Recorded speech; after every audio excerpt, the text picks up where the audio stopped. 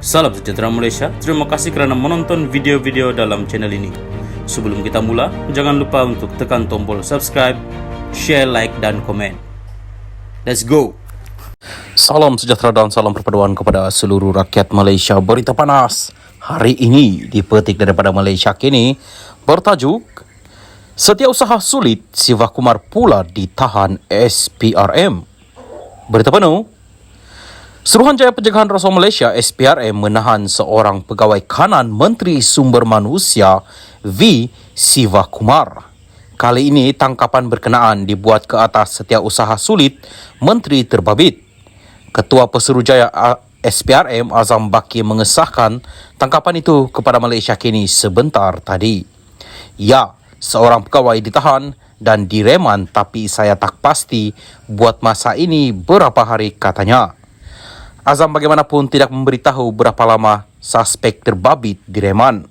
Penahanan terbaru hari ini menjadikan sudah ada 2 pegawai kanan ahli Parlimen Batu Gajah itu disiasat agensi penguat kuasa berkenaan. Semalam, SPRM menahan seorang pegawai kanan Siva Kumar selain seorang ahli peniaga dari Ipoh berkaitan dengan dakwaan rasuah yang melibatkan sebuah agensi pengambilan pekerja asing. Difahamkan, siasatan SPRM bertumpu kepada individu lain dalam kementerian dan agensi berkaitannya. Siva Kumar kemudian berkata dia tidak dapat memberikan sebarang komen lanjut kerana kes berkenaan sedang disiasat. Saya dan Kementerian Sumber Manusia akan memberi kerjasama penuh kepada agensi siasatan sekiranya diperlukan, katanya. Difahamkan, siasatan itu melibatkan kes rasuah bernilai RM97 juta ringgit.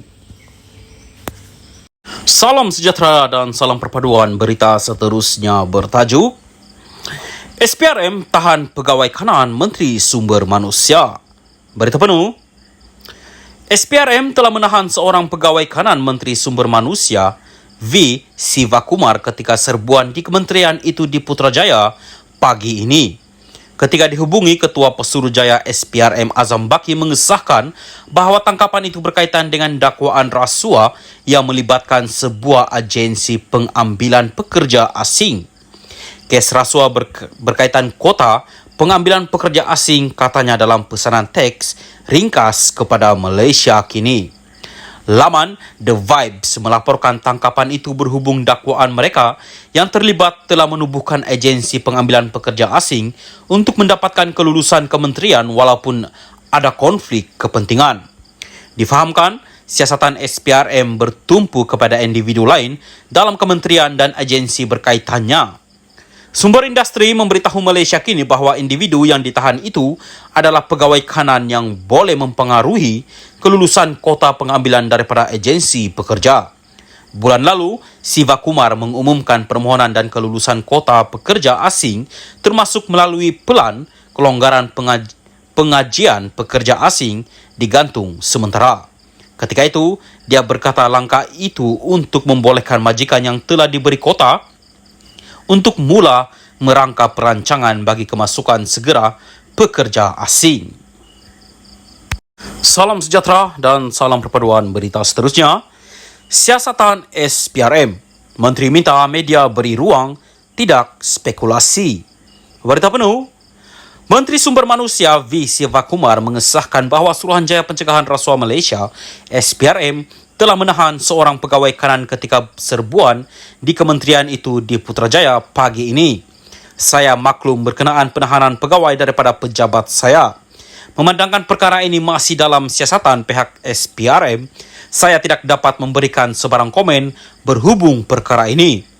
Saya dan Kementerian Sumber Manusia KSM akan memberi kerjasama penuh kepada agensi siasatan sekiranya diperlukan, katanya menerusi kenyataan media sebentar tadi.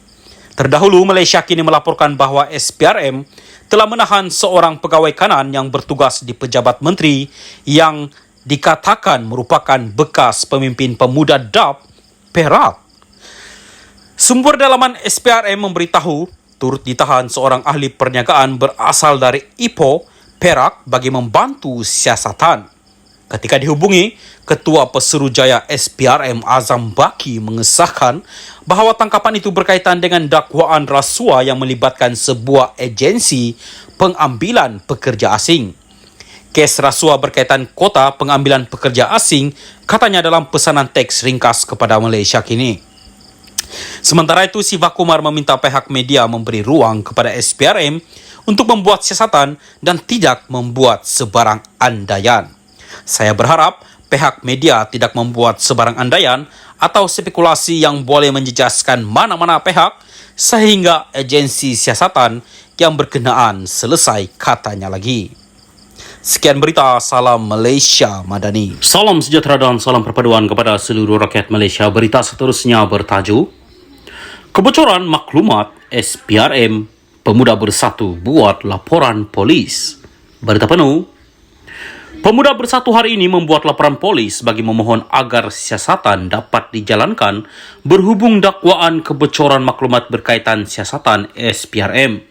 Penolong Setiausaha Pemuda Bersatu Muhammad Faiz Rahmad membuat laporan itu di Balai Polis Dang Wangi pagi ini dengan diiringi Ketua Pemuda Wan Ahmad Faizal, Wan Ahmad Kamal dan beberapa pemimpin yang lain. Dalam laporan itu, Faiz memetik 2 contoh kebocoran yang dikatakan berlaku. Pertama adalah sumber daripada SPRM yang mengesahkan kepada media bahawa agensi anti rasuah itu telah membekukan 2 akaun milik Bersatu dengan kira-kira RM40 juta ringgit di dalamnya. Contoh kedua yang disebut ialah surat Menteri di Jabatan Perdana Menteri, Undang-Undang dan Pembaharuan Institusi Azlina Othman Said kepada pasukan Peguam Najib Razak yang mengatakan bahawa Hakim Muhammad Nazlan Muhammad Ghazali telah melanggar kod etika hakim ketika mendengar perbicaraan kes SRC International bekas Perdana Menteri itu. Menyentuh perkara itu dalam laporannya, Faiz berkata SPRM tidak mempunyai bidang kuasa untuk menyiasat dakwaan pelanggaran kod etika hakim. Justru katanya adalah jelas SPRM membocorkan butiran siasatan mereka kepada Azlina sebelum perkara itu didedahkan kepada media dan blog untuk memberi tanggapan palsu bahawa Nazlan membuat penghakiman yang tidak adil dalam menjatuhkan hukuman kepada Najib dalam kes SRC. Menurut Faiz, ini adalah konspirasi untuk mencemarkan nama baik Nazlan dan menggambarkannya sebagai seorang yang tidak jujur. Ia juga secara langsung mempersoalkan penghakimannya terhadap Najib dan memusnahkan kepercayaan rakyat terhadap badan kehakiman, tambahnya.